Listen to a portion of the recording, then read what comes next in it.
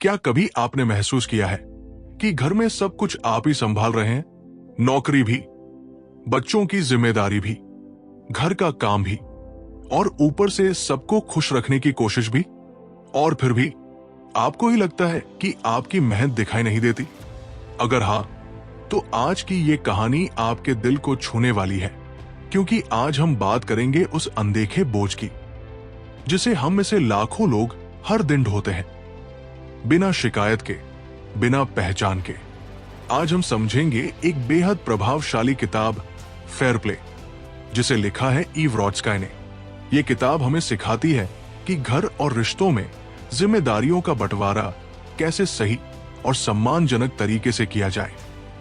यह सिर्फ घर के कामों की बात नहीं है, यह बात है मानसिक बोझ की, उस अदृश्य लिस्ट की जो अक्सर एक ही इंसान के दिमाग में चलती रहती है।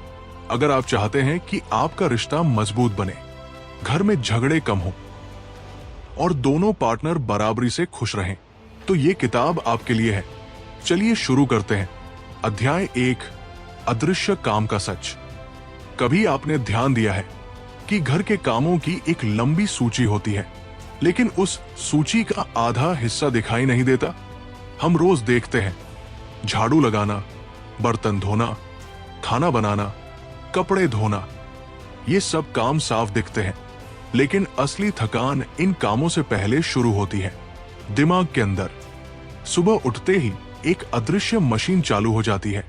आज बच्चे का टिफिन क्या बनेगा, दूध बचा है या नहीं, ऑफिस की मीटिंग कितने बजे है, सासू मां की दवाई खत्म तो नहीं हो रही, बिजली का बिल भरना है, गैस बुक करनी है, अगले हफ्ते रिश्तेदार आने वाले हैं, उनके लिए क्या तैयारी करनी है। ये सब काम किसी डायरी में नहीं लिखे होते, लेकिन किसी एक इंसान के दिमाग में लगातार घूमते रहते हैं। यही है अदृश्य काम। लेखिका बताती है कि समस्या काम की संख्या नहीं है, समस्या है जिम्मेदारी की असमानता। अक्सर एक व्यक्ति घर के हर छोटे बड़े फैसले का बोझ अपने ऊपर उठा लेता है। बाहर से देखने पर लगता है कि दोनों बराबरी से काम कर रहे हैं, लेकिन अंदर ही अंदर एक इंसान मानसिक रूप से ज्यादा थक चुका होता है। इसे समझने के लिए एक छोटा सा उदाहरण सोचिए।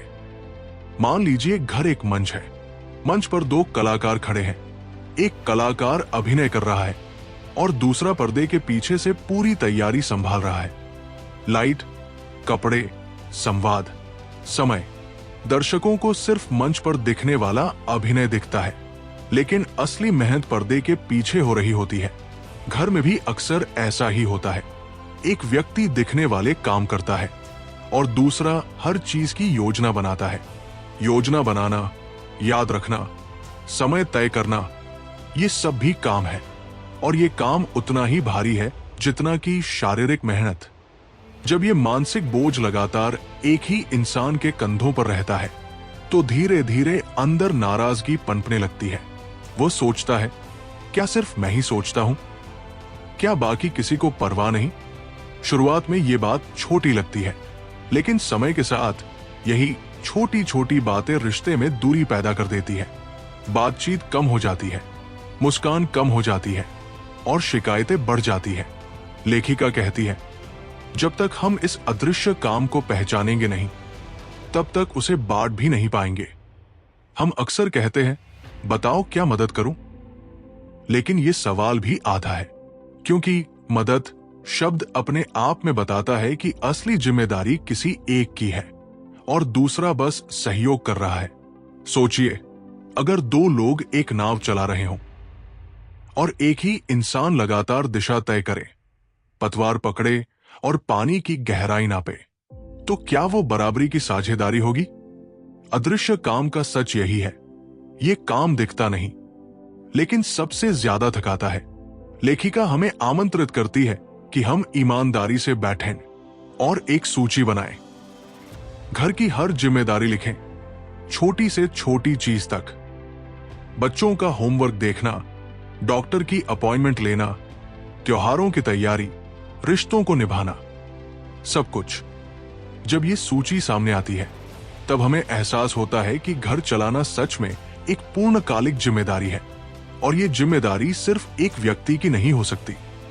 इस अध्याय का सबसे बड़ा संदेश है स्वीकार करना। स्वीकार करना कि अदृश्य काम भी काम है। स्वीकार करना कि मानसिक थकान भी असली थकान है।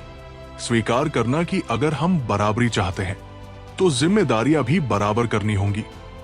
याद रखिए, रिश्ते में प्रेम तभी पनपता है जब सम्मान हो, और सम्मान तभी आता है जब हम एक दूसरे की मेहनत को देख पाते हैं, चाहे वह दिखाई दे या न दे।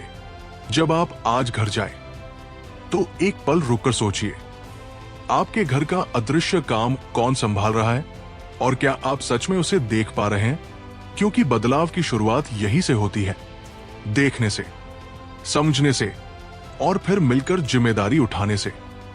अध्याय 2, फेयर प्ले सिस्टम, 100 कार्ड्स का खेल। अब तक हमने समझा कि अदृश्य काम क्या होता है, लेकिन सवाल यह है, समाधान क्या है? क्या हर दिन झगड़ा करना समाधान है? क्या मन में गुस्सा दबाकर रखना समाधान है, या फिर चुपचाप सब सहते रहना? लेखिका एक बहुत ही सरल लेकिन शक्तिशाली तरीका बताती है, फेयर प्ले सिस्टम। इसे वो एक खेल की तरह समझाती है, क्योंकि जब चीजें खेल की तरह होती है तो लड़ाई नहीं, सहभागिता बढ़ती है। इस प्रणाली में घर की लगभग 100 जिम्मेदारियों को अलग अलग पत्तों में बांटा गया है, जैसे खाना बनाना, बच्चों की पढ़ाई देखना, बिल भरना, घर की सफाई, बुजुर्गों की देखभाल, त्योहारों की तैयारी, सामाजिक रिश्तों को निभाना, सब कुछ। अब सोचिए, ये सारे काम एक टोकरी में रखे हुए हैं और दोनों साथी मिलकर बैठते हैं। वे तय करते हैं कि कौन सा पत्ता किसके पास रहेगा। लेकिन यहां एक बहुत महत्वपूर्ण नियम है, अगर आपने कोई पत्ता लिया तो उसकी पूरी जिम्मेदारी आपकी होगी। सिर्फ काम करना नहीं, बल्कि उसके 3 चरण पूरे करना। पहला, सोचना। दूसरा, योजना बनाना। तीसरा, पूरा करना। मान लीजिए आपने रात का भोजन का पत्ता लिया। इसका मतलब ये नहीं कि आप बस सब्जी काट देंगे। इसका मतलब है क्या बनाना है, घर में सामान है या नहीं, समय पर भोजन तैयार होगा या नहीं। ये सब आपकी जिम्मेदारी है। अब कल्पना कीजिए, पहले क्या होता था? एक व्यक्ति पूछता था, आज क्या बनाऊं? दूसरा सोचता था, फ्रिज में क्या है? फिर याद करता था, सब्जी खत्म है, लाना पड़ेगा। यानी काम दोनों कर रहे थे, लेकिन सोच एक ही कर रहा था। फेयर प्ले सिस्टम इस असमानता को खत्म करता है। यह प्रणाली कहती है, अगर जिम्मेदारी लेनी है तो पूरी लेनी है, आधी नहीं। इसे समझने के लिए एक और उदाहरण लेते हैं। मान लीजिए आप दोनों एक विद्यालय चला रहे हैं। अगर एक व्यक्ति प्रधानाचार्य भी हो, शिक्षक भी हो और प्रबंधक भी हो, तो क्या वो टिक पाएगा? नहीं, उसे थकान होगी, निराशा होगी। घर भी एक संस्था है, यहां भी भूमिकाएं स्पष्ट होनी चाहिए। जब जिम्मेदारियां स्पष्ट होती है तब भ्रम कम होता है, और जब भ्रम कम होता है तब झगड़े भी कम होते हैं। लेकिन यहां एक और महत्वपूर्ण बात है, चुनाव मिलकर होना चाहिए। कौन क्या करेगा यह मजबूरी से तय नहीं होना चाहिए, बल्कि समझदारी से तय होना चाहिए। हो सकता है एक व्यक्ति को रसोई का काम पसंद हो और दूसरे को वित्त संभालना। हो सकता है एक व्यक्ति बच्चों के साथ पढ़ाई में अच्छा हो और दूसरा खरीदारी में। जब हम अपनी ताकत के अनुसार जिम्मेदारी लेते हैं तब काम बोझ नहीं लगता। लेखिका ये भी कहती है कि समय समय पर इन पत्तों की समीक्षा होनी चाहिए। जीवन बदलता है, परिस्थितियां बदलती है, नौकरी का समय बदलता है, ऐसे में जिम्मेदारियां भी बदल सकती है। ये कोई स्थायी समझौता नहीं है, ये एक जीवित समझौता है। इस अध्याय का मूल संदेश है स्पष्टता। जब तक जिम्मेदारियां धुंधली है तब तक असंतोष रहेगा। जब तक तुम क्यों नहीं करते जैसे सवाल रहेंगे तब तक दूरी रहेगी। लेकिन जब दोनों लोग खुलकर बैठते हैं और कहते हैं चलो हम मिलकर तय करते हैं कि कौन क्या संभालेगा, तब रिश्ता एक टीम बन जाता है। और याद रखिए, ये खेल जीतने का नहीं है, ये खेल साथ रहने का है। फेयर प्ले सिस्टम हमें सिखाता है कि बराबरी का मतलब आधा आधा काम नहीं, बल्कि पूरी पूरी जिम्मेदारी है। जब दोनों साथी अपने अपने हिस्से को ईमानदारी से निभाते हैं, तब घर में शांति आती है, विश्वास आता है और सबसे महत्वपूर्ण सम्मान आता है। तो आज खुद से एक सवाल पूछिए, क्या आपके घर की जिम्मेदारियां स्पष्ट है या वे अभी भी हवा में तैर रही है? अगर आप सच में बदलाव चाहते हैं तो बैठिए, बात कीजिए और अपने जीवन का ये खेल निष्पक्ष तरीके से शुरू कीजिए, क्योंकि जब जिम्मेदारियां बराबर होती है तब रिश्ते मजबूत होते हैं। अध्याय 3, परफेक्शन का जाल। क्या कभी ऐसा हुआ है कि आपने किसी को कोई काम सौंपा हो, लेकिन अंदर ही अंदर आपको भरोसा ना हो कि वो ठीक से करेगा? आपने कहा तो सही, तुम कर लो, लेकिन मन में चल रहा था, मुझे बाद में दोबारा देखना ही पड़ेगा। यही है परफेक्शन का जाल। हम सोचते हैं कि अगर हर काम बिल्कुल हमारे तरीके से नहीं हुआ तो वो अधूरा है। हम मान लेते हैं कि हमारा तरीका ही सही है और यही सोच धीरे धीरे साझेदारी को कमजोर कर देती है। लेखिका समझाती है कि कई बार हम अनजाने में खुद ही सारी जिम्मेदारियां अपने हाथ में ले लेते हैं, क्योंकि हमें लगता है कि दूसरा वैसा नहीं कर पाएगा जैसा हम चाहते हैं। लेकिन जरा सोचिए, क्या सच में हर काम का एक ही सही तरीका होता है? मान लीजिए आपके साथी ने कपड़े तय किए, उनका तरीका आपसे अलग है, कपड़े अलमारी में थोड़े अलग ढंग से रखे गए हैं। अब सवाल यह है, क्या इससे घर की नींव हिल गई या सिर्फ आपकी आदत को चुनौती मिली? परफेक्शन की चाह अक्सर नियंत्रण की चाह बन जाती है, और जब एक व्यक्ति सब कुछ नियंत्रित करना चाहता है तो दूसरा धीरे धीरे पीछे हटने लगता है। वो सोचता है, जब तुम्हें ही सब बेहतर पता है तो तुम ही कर लो, और फिर वही होता है जिससे हम बचना चाहते थे। सारा बोझ फिर एक ही व्यक्ति पर आ जाता है। लेखिका कहती है, पर्याप्त अच्छा तभी अच्छा होता है। हर काम को सर्वोत्तम होना जरूरी नहीं है, जरूरी यह है कि वो जिम्मेदारी के साथ पूरा हो। इसे एक छोटे उदाहरण से समझिए। अगर दो लोग मिलकर एक बगीचा संभाल रहे हों और एक व्यक्ति कहे कि फूल सिर्फ एक सीधी पंक्ति में लगने चाहिए, जबकि दूसरा थोड़ा घुमावदार लगाना चाहता है, तो क्या बगीचा खराब हो जाएगा? नहीं, वो बस अलग दिखेगा। रिश्ते भी ऐसे ही होते हैं। अलग अलग तरीकों को स्वीकार करना ही साझेदारी की असली पहचान है। परफेक्शन का जाल हमें यह भ्रम देता है कि अगर सब कुछ हमारे अनुसार नहीं हुआ तो सब गलत है, लेकिन सच ये है कि पूर्णता एक कल्पना है, और कल्पना के पीछे भागते भागते हम वास्तविक खुशी खो देते हैं। लेखिका एक और गहरी बात कहती है, कई बार परफेक्शन के पीछे छिपा होता है डर। डर कि अगर हमने नियंत्रण छोड़ा तो चीजें बिगड़ जाएंगी। डर कि लोग हमें लापरवाह समझेंगे। डर कि घर व्यवस्थित नहीं रहेगा। लेकिन क्या आपने कभी सोचा कि नियंत्रण छोड़ना कमजोरी नहीं, विश्वास की निशानी है? जब आप अपने साथी को किसी काम की पूरी जिम्मेदारी देते हैं और उसके तरीके को स्वीकार करते हैं, तब आप उसे सम्मान दे रहे होते हैं। आप कह रहे होते हैं, मुझे तुम पर भरोसा है, और भरोसा किसी भी रिश्ते की नींव है। इस अध्याय का एक महत्वपूर्ण संदेश ये भी है कि अगर आप चाहते हैं कि दूसरा व्यक्ति आगे आए, तो आपको पीछे हटना सीखना होगा। हर छोटी गलती पर टोकना, हर काम के बाद जांच करना, ये सब दूसरे के आत्मविश्वास को कम कर देता है।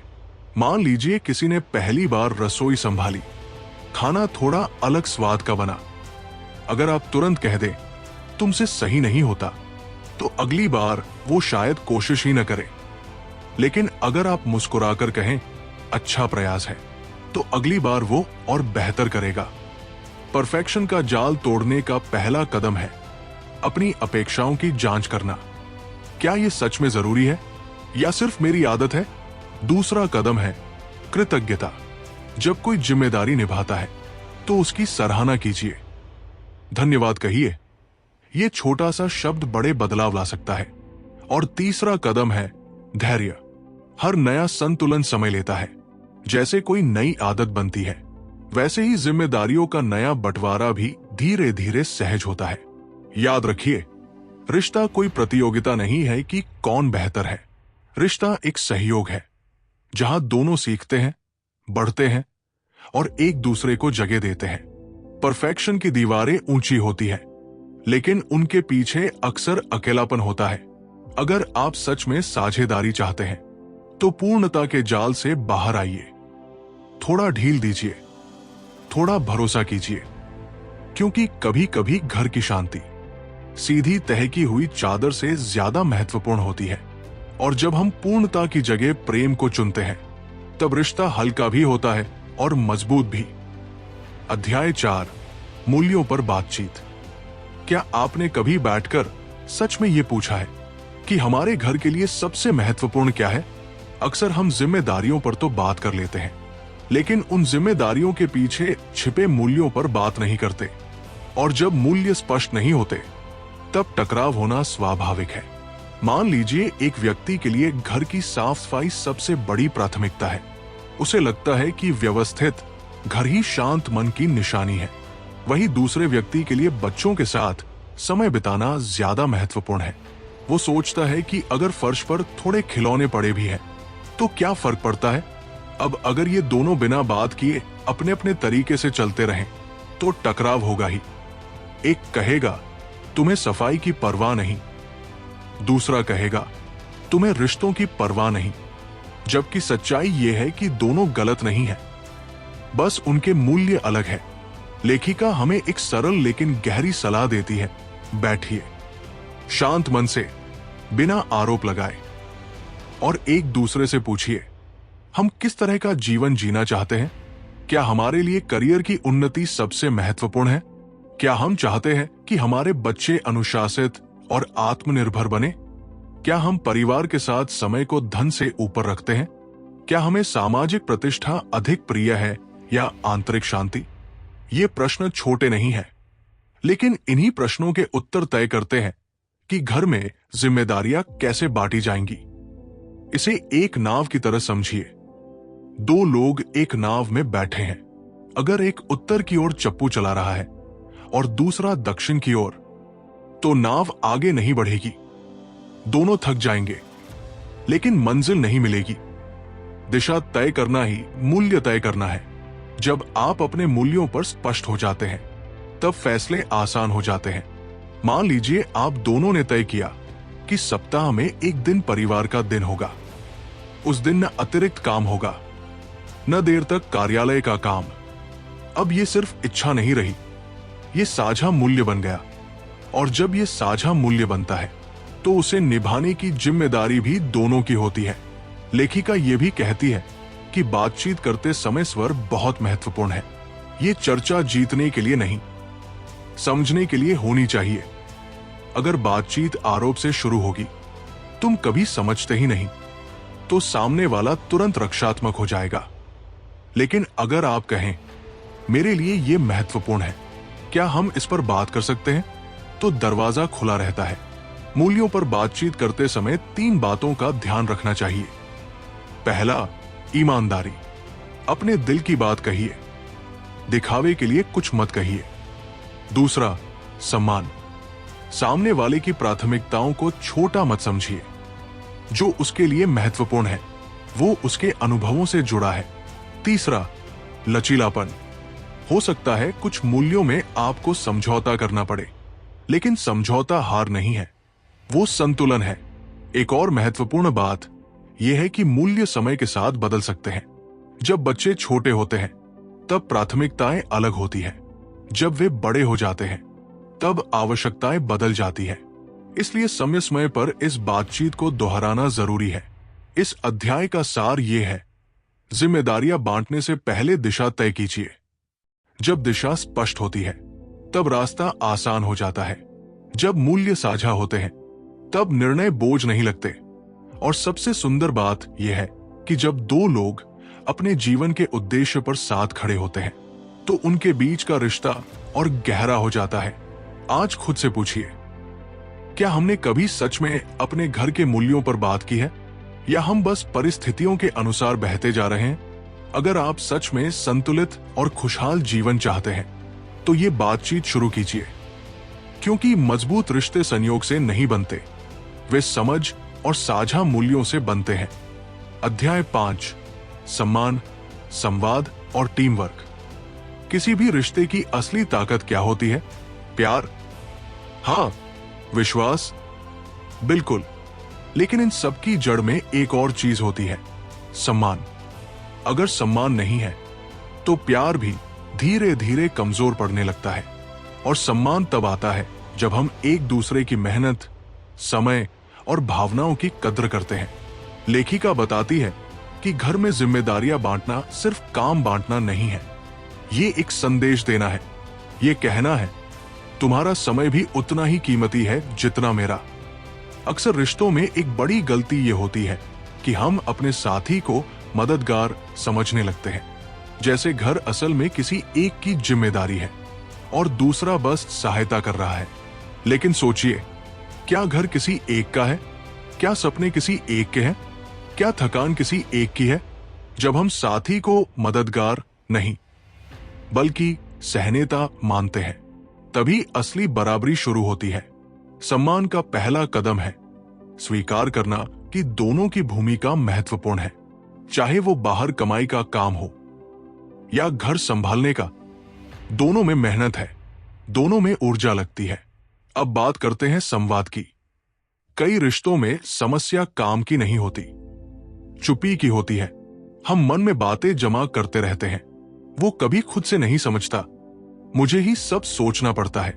लेकिन क्या सामने वाला आपके मन की बात पढ़ सकता है? संवाद का मतलब है अपनी भावना साफ और शांत शब्दों में रखना, बिना ताना मारे, बिना दोष दिए। उदाहरण के लिए, अगर आप कहें तुम कभी घर के काम नहीं करते, तो सामने वाला तुरंत रक्षात्मक हो जाएगा। लेकिन अगर आप कहें जब मुझे अकेले सब संभालना पड़ता है तो मैं थका हुआ महसूस करता हूं, क्या हम इसे साथ मिलकर बांट सकते हैं? तो बातचीत का स्वर बदल जाता है। संवाद का उद्देश्य जीतना नहीं, समझ बनाना है। और जब समझ बनती है तभी टीम वर्क संभव होता है। टीम वर्क का अर्थ है हम दोनों एक ही पक्ष में हैं, समस्या हमारे सामने है, हम एक दूसरे के खिलाफ नहीं हैं। इसे एक खेल की तरह समझिए। अगर दो खिलाड़ी एक ही टीम में हो तो वे एक दूसरे की गलती पर उंगली नहीं उठाते। वे कहते हैं अगली बार बेहतर करेंगे। घर भी एक टीम है। अगर एक व्यक्ति थक गया है तो दूसरा आगे बढ़े। अगर एक के पास समय कम है तो दूसरा जिम्मेदारी संभाले। यही टीम वर्क है।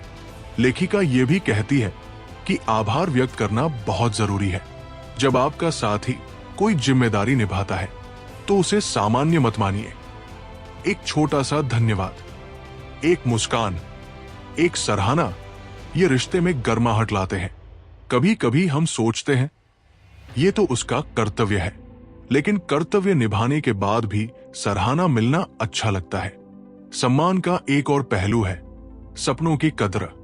अगर एक व्यक्ति अपने करियर या व्यक्तिगत विकास के लिए समय चाहता है तो दूसरे का सहयोग जरूरी है, क्योंकि जब एक आगे बढ़ता है तो पूरा परिवार आगे बढ़ता है। टीम वर्क का मतलब है एक दूसरे को उड़ान देने के लिए पंख बनना। इस अध्याय का सबसे गहरा संदेश ये है कि रिश्ता कोई स्थिर चीज नहीं है, ये एक जीवित साझेदारी है। इसे हर दिन सींचना पड़ता है, संवाद से, सम्मान से, सहयोग से।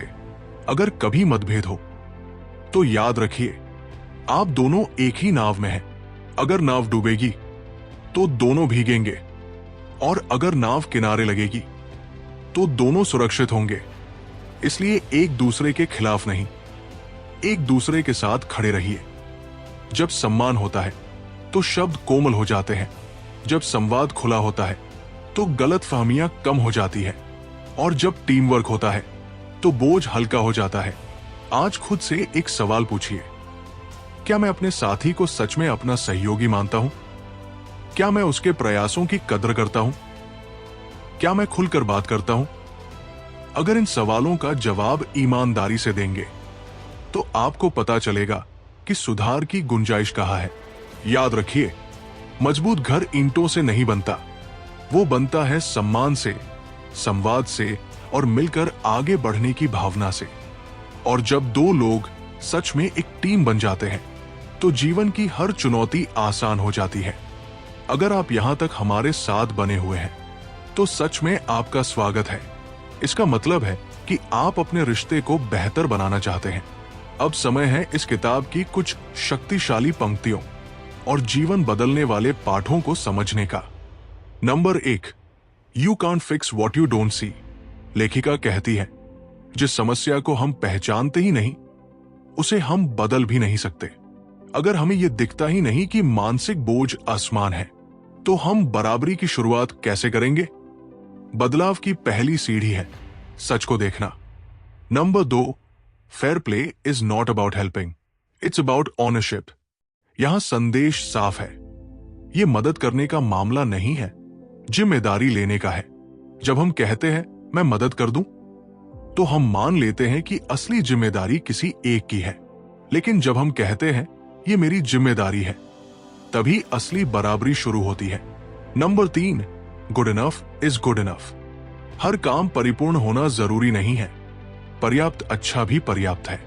अगर हम हर छोटी बात में पूर्णता ढूंढेंगे तो रिश्ते में तनाव बढ़ेगा। शांति कई बार पूर्णता से ज्यादा महत्वपूर्ण होती है। Number 4, the default parent is not a fair system. घर में अगर हर योजना, हर सोच और हर याद रखने का काम एक ही व्यक्ति कर रहा है, तो ये निष्पक्ष व्यवस्था नहीं है। पालन पोषण और जिम्मेदारियां दोनों की है, तो मानसिक भागीदारी भी दोनों की होनी चाहिए। Number 5, respect is shown through action. सम्मान सिर्फ शब्दों से नहीं दिखता, वो कामों से दिखता है। जब आप जिम्मेदारी लेते हैं, वादा निभाते हैं और साथी के समय की कद्र करते हैं, वही सच्चा सम्मान है। Practical lessons. लेसन 1, घर की पूरी जिम्मेदारियों की सूची बनाइए। एक कागज लीजिए और घर के हर छोटे बड़े काम को लिखिए।